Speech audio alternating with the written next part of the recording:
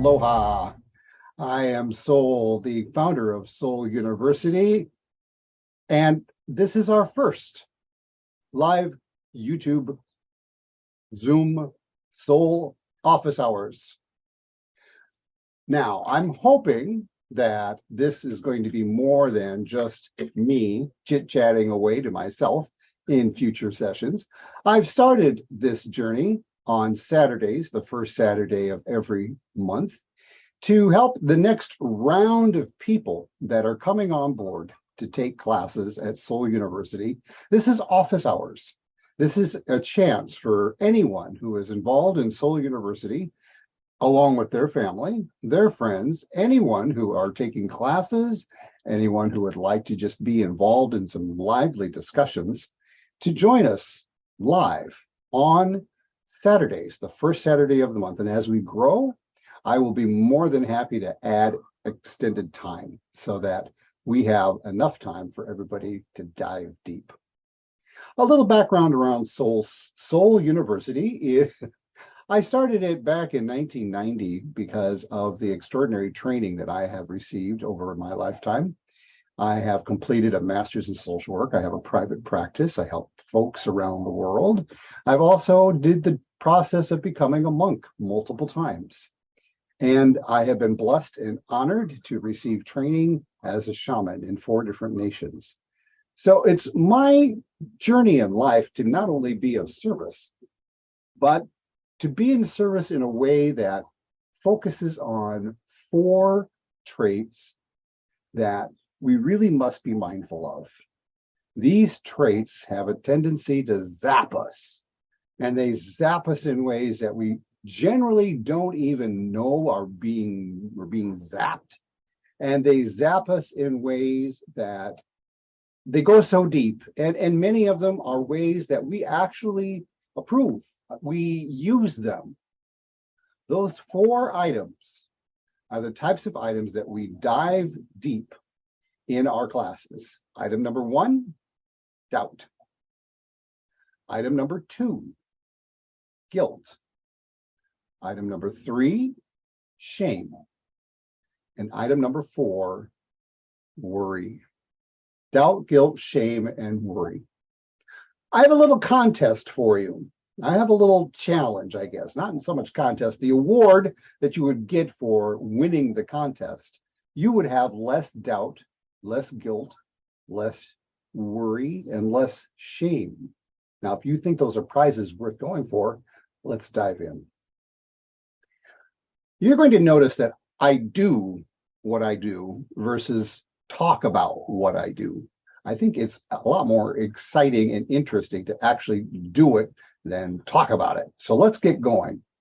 One of the first things that I invite people to do to get a handle, to get an idea on doubt, guilt, shame, and worry is to be curious versus analytical. You're going to hear me talk a lot about that. Being curious versus analytical, because let's just say being curious is about the journey, right? It's about exploring. Being a journey is like being a little kid. If you really watch kids, and I mean little kids, they'll start something and drop it, move on to the next, start it, drop it. There's no conclusion. There's no wrapping it up. Ask any parent who's had to clean up after a toddler, and I think they would probably confirm what I'm saying. Curiosity is key in Sol University. It is one of the most foundational tools. Being curious, exploring, truly exploring in a way that when we bump into that inner voice, that inner chaos committee, as I call it. And what I mean by chaos committee is I'd like you to think about all the voices that are going on right now inside your head. The ones that are the most common voices, they run rampant. Judge, critic, perfectionist. Judge, critic, perfectionist. When you turn everything off, and I do mean turn it off, I mean literally power down, and you sit in silence. Nothing's burping, chirping, dinging, chiming, causing you to get distracted. Absolute silence. and you just start hearing your thoughts inside your head. What are those thoughts? Right? What's actually buzzing in your head? Is it the judge? Oh, you're not good enough. Is it the critic? Oh, look at that. Is it the person who's the perfectionist? I'll never be. What's going on in your head? It's the chaos committee. The chaos committee is chaired by our ego. And please know, I am far from wanting to ego bash. I have no desire to ego bash. So keep in mind, as we begin to dive into classes at Soul University, I'm paying a very fine tune, I got my ear out for doubt, guilt, shame, and worry. And the challenge that I have for you is I'd like you to start picking one of those, whichever one you think kind of consumes your life a little more than the other. I have an exercise for that, by the way. I'll get to that in just a second. Pick one of them. It's kind of like that challenge. They say, think of a color for today. Let's say it's Monday and you decide to start focusing on the color red. And you seem to be surprised that when you decide to focus on the color red, be more observant on seeing the color red, you see more red, right? Next day, if you decided to focus on green or blue, you're drawing attention to it. You're more mindful of it. So being mindful of doubt, being mindful of guilt, being mindful of shame, and being mindful of worry. Where is it coming from? Is it coming more from the inside your head out? Or are you beginning to notice how those four things are used in advertising? Those four things are used heavily in a faith-based system, where guilt and shame are hammers. They're absolutely hammers. People are constantly being nailed with shame. They're constantly being nailed with guilt. They worry that they're good enough, that they're doing what they're supposed to be doing, not what they want to be doing, but what they're supposed to be doing. So my challenge for you as we dive into these office hours, I hope to see you next month, June, first Saturday in June. Put this on your calendar. My challenge, my contest is start being aware of how are doubt, guilt, shame, and worry sprinkled or used blatantly all around you all the time. I'll give you an example. An insurance commercial for health, for life, for your car. What's insurance all about, ladies and gentlemen? Think about this. What's the goal of having insurance? You're protecting yourself, right? You're protecting yourself from financial ruin or financial loss. In most states, you actually have to have insurance to drive a car. So you have to have insurance to drive a car. If you don't have insurance to drive a car and you have an accident and you're caught, it's not pretty, right? You have to have insurance. So you would worry that if you didn't have insurance, you would worry every time you would drive a car. When you watch an insurance commercial, what are they trying to do? They're trying to instill fear. They're trying to help you worry about, feel guilty that maybe you don't have enough life insurance to bury you if you die. Make you feel guilty that you'd be a burden on your family, that if all of a sudden you had obscene medical expenses to pay for, now you're a burden to your family. So advertisers know how to get you to react and act by using doubt, guilt, shame, and worry. The point of the story, 9 out of 10, a lot of our seeds to the weeds of doubt, guilt, shame, and worry were planted before we even knew they were planted. They were instilled in us without us having the capacity to critically think about it. We took it in. And we continue to take it in because we don't know we have the option to let it go. So my challenge to you is to begin to get curious about, okay, each time you feel doubt, each time you feel guilt, each time you feel shame or worry. And in fact, I'll add a little nuance to this challenge. Get out a small piece of paper, maybe a little Post-it note, make 4 quarters, 1, 2, 3, 4. Doubt, guilt, shame, worry. Label the quarters. So you've got 4 boxes on 1 sheet of paper.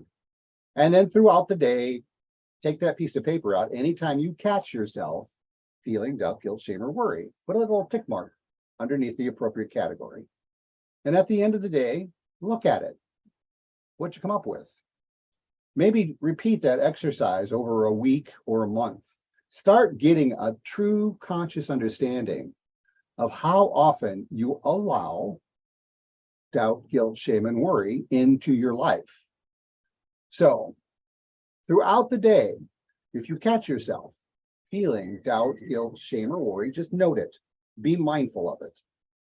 See if there is a pattern.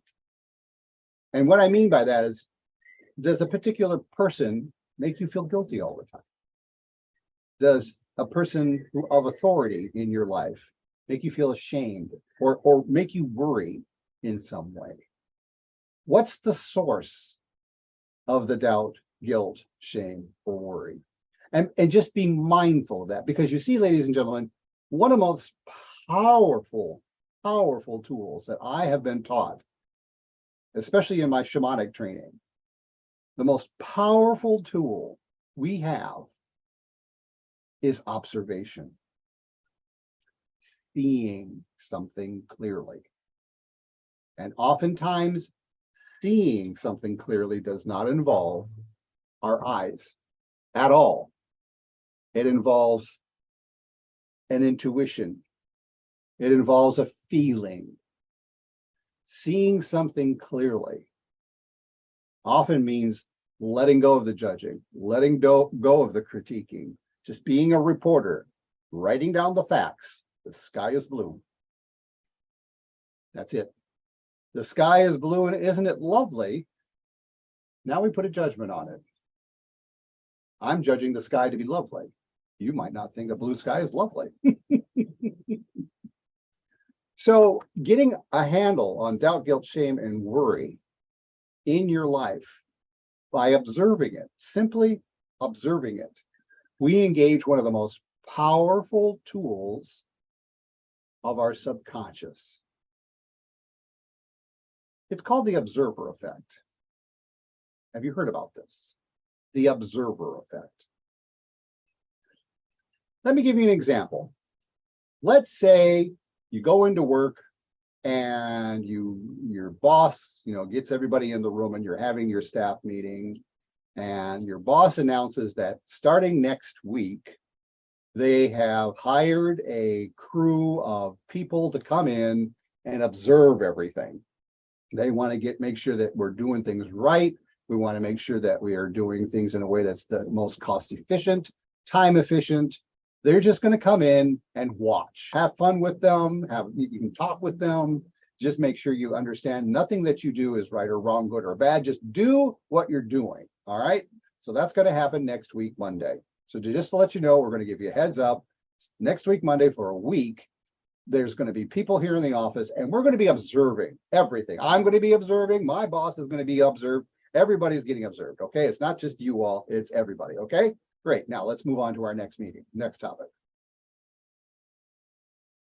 I guarantee you that the following week, you will act differently, knowing you're being observed. And in fact, getting the heads up that you're about to be observed, you will start course correcting things you need to course correct. Maybe you take a little longer than you should at the coffee break. You're going to shorten that up because you don't want to get caught taking too long of breaks next week. Maybe you could get something done quicker.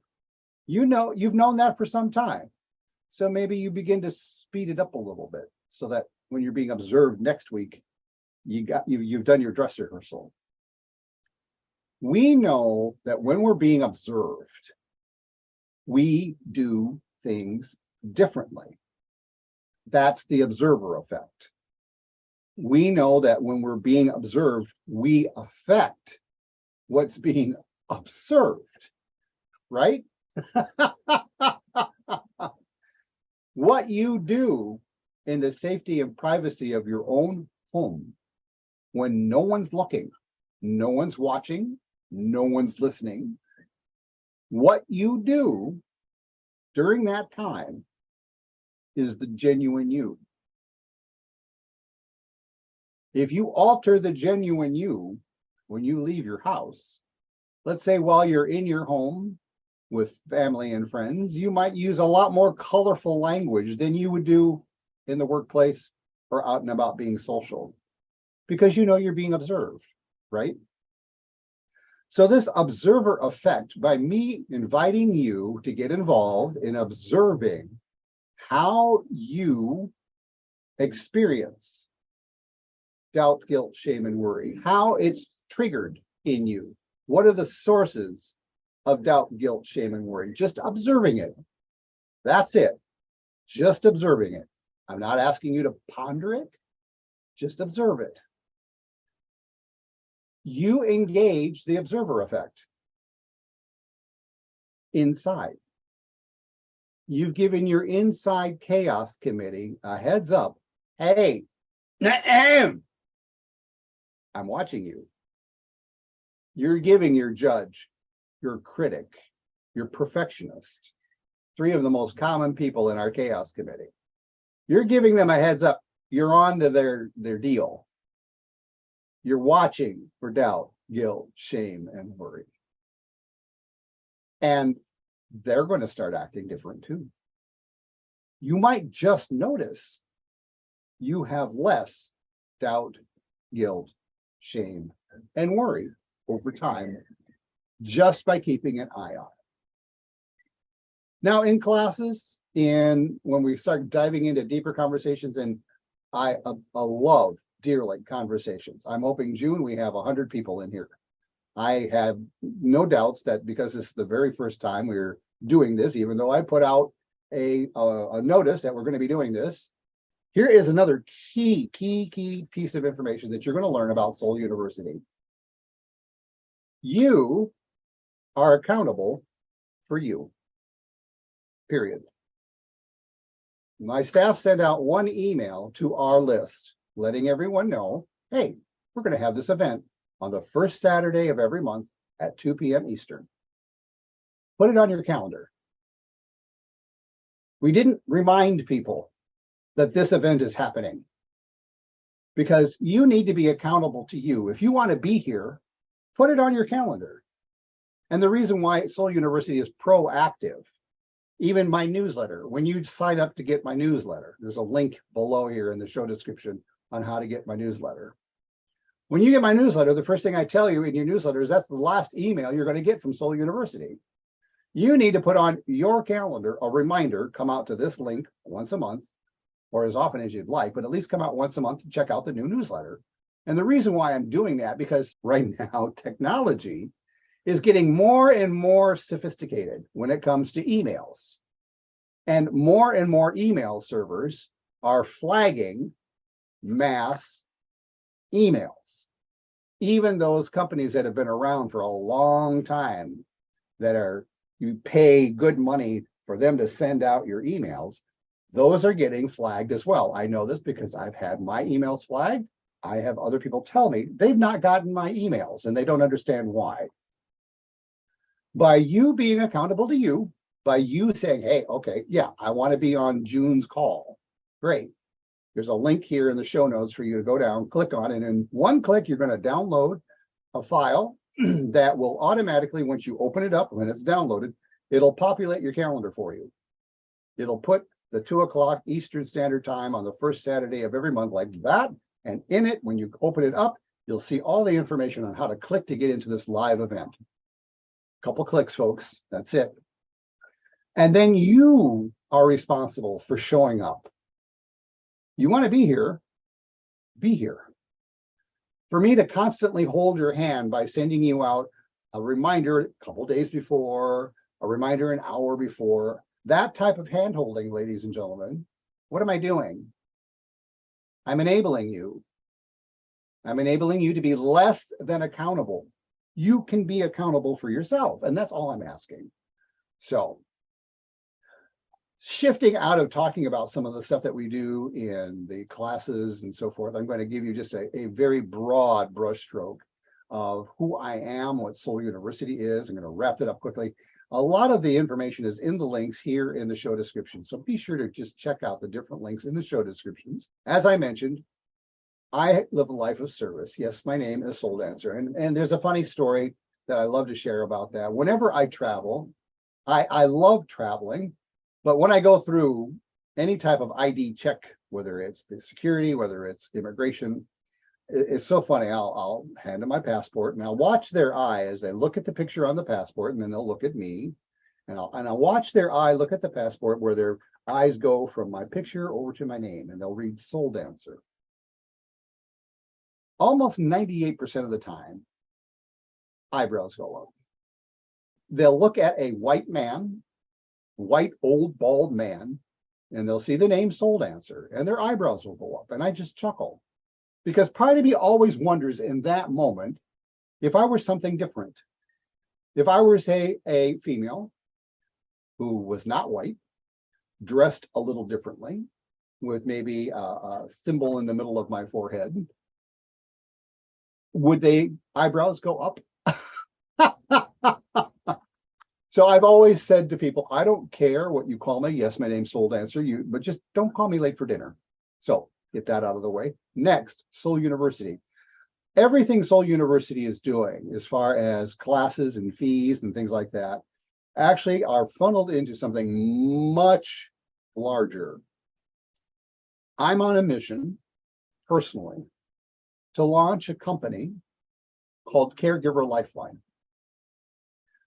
I was fortunate enough to have the business plan developed by the University of Iowa's MBA program. Here's what happened. I'm the youngest of 9, and early in my life, on Christmas Day, on the year that I turned 5 years old, my father passed away. That meant my mother, who had 4 children in her home at that moment in time, was now a single parent. Caregiver Lifeline is the result of the sister closest to me in age. She has been a caregiver ever since my father died. We started talking about this one day when, after we celebrated their 20th wedding anniversary, my sister married a gentleman, knowing this gentleman was recently diagnosed with MS. She married and became his primary caretaker. That primary caretaking fundamentally changed her life. And one day, where we were talking about the fact that while it's true there are a whole buffet of products and services to help caregivers, one of the more common issues is the caregiver has to leave the house. The caregiver has to share their story over and over and over again. When you're a primary caregiver of someone who's living in your home, you're taking care of your partner. You don't have the luxury or there's that feeling like you have to be home all the time. So we talked about one of the biggest issues around caregiving, and then I began to research caregiving. I've gone out to a number of national and international academic sites that have been studying caregiving, and many of them come to the same conclusion, and that is caregivers' lives are generally shortened because of the stress of caregiving. And one of the stressors that we identified in caregiving, the key stressor, the absolute key stressor that we identified that makes a world of difference, is someone knowing you and knowing you're a caregiver and wanting to support you, the caregiver, not the person you're caring for. And the best way that I can give you this feeling inside to describe it, I don't know if you ever watched a TV sitcom called Cheers. The premise was a bar in Boston, and it was this same group of people that kind of rallied around the bar and kind of created this tight-knit little community. And one of the characters in there was a guy named Norm. And every time Norm walked through the door, everyone would go, Norm! They knew Norm. Norm didn't have to tell the story all the time. They knew Norm. Everybody walking in, when he walked in, he felt at home. Caregiver Lifeline, the service that we plan to offer, is for you as a caregiver, first, not to have to tell your story over and over again. Second, people know you. Third, we're going to provide the services you need so that you don't need to recreate the wheel all the time. Meaning, when you first become a caregiver, it's a whirlwind of learning. Where to get this form, how to say this, what to tell the doctor, what to tell the insurance company, it's an absolute whirlwind of responsibility. The service that we're going to provide is to help you get through that much faster by people who know what to do. Now, when we were talking about all of this, my sister said that she had heard about a program at the University of Iowa Business School. This is a few years back, that if you had a business idea, if you could get it onto one page, they'll throw your page into a hat. The MBA students will get out there and they'll, look at what you have to offer. And if they think your business is viable, they'll create a business plan for you. Well, they thought our business plan was quite viable. So they put together a plan for us to help us roll out Caregiver Lifeline, along with a budget and along with suggestions on how to roll out what we plan to do. All of this is available for you in yet another link right below the show notes here. Well, I'm raising the funds to launch Caregiver Lifeline privately because it is our goal, my sister and I, we acknowledge the fact that it's time people who are of service, caregivers, never have to worry about care for themselves. A roof over their head, decent food on the table. Part of my bigger mission, my bodacious mission, is first launching Caregiver Lifeline. From all of the profits, the net profits, after we've paid our bills, all of the profits are going into another foundation. That foundation I've, for the moment, coined Soul Security. And Soul Security is designed to support people who are called to serve. I know a lot of people who really want to be of service, but they have what is called the golden handcuffs. Got a good job, they're comfortable, they don't want to have to worry about a roof over their head and food on the table, but they've got unique talents and skills. I'm talking things outside what I call the big boxes out there. Big boxes like faith-based systems, big boxes that are oriented toward a particular age or demographic. And when you want to get money from them, you have to prove your worth to them. You got to keep all sorts of details. You've got goals to meet, metrics to assign. Soul Security is designed that when you are identified as a person who is of service, and we vet you, there is a process of learning who you are and what you're doing and what's your bigger picture. If you're approved to be part of Soul Security, you will receive a monthly stipend based off the profits of Caregiver Lifeline. That stipend is strings free. There's no accounting of it. You don't need to prove to us that you're worthy of it. You don't have to keep some sort of report of how many this is and that you've done. It's yours for your lifetime. Go, be of service. And if you discover that at some point in time you really don't need the financial support from Caregiver Lifeline, use the funds you're getting to help somebody else, pay it forward. My point being, as I begin to wrap up a little story here, is Soul University, the proceeds from Soul University goes towards launching Caregiver Lifeline. Once Caregiver Lifeline is up and running, whatever net profits remain will be transferred to Soul Security and distributed to other people.